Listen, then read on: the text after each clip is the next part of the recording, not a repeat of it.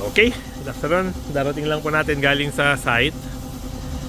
And along the way po, nakabili tayo ng bago nating gamit.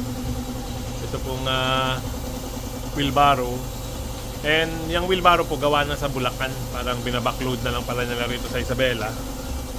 And then itong drum po, special project natin, mini drum. Gawin nating hugasan. Okay.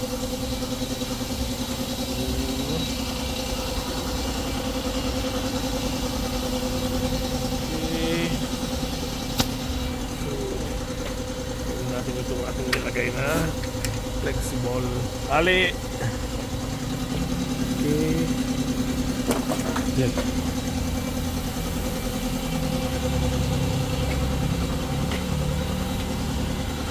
Okay, danda na po yun.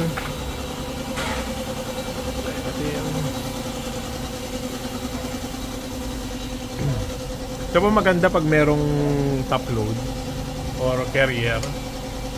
Kasi hindi po nasasayang yung space sa taas na gagamit. Kasi nakakatulong po sa mga cargo. Okay. Pa. Okay, so patulong po tayo kay Bunny. Baba na natin. Ngayon lang po ako nakakita ng ganyang kalit na drum. Meron palang mga ganyan, medyo cute po. So ang gagawin po natin, kakat natin yan into half.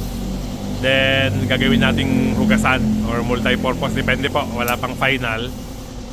So pwede ring hatiin sa gitna, lagyan ng bisagra sa kalak, then maging toolbox. So tingnan po natin kung anong maganda. Bali, kwan po ang bili natin dyan, 300. Tapos itong pan po, itong wheelbarrow 2.8. So gawang Bulacan na po.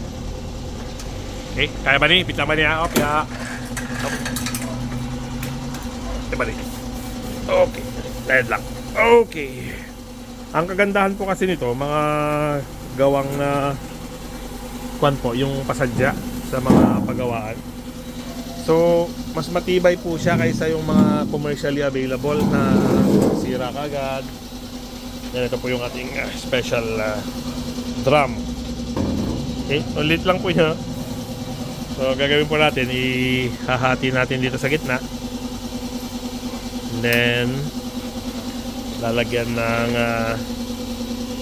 bisagra.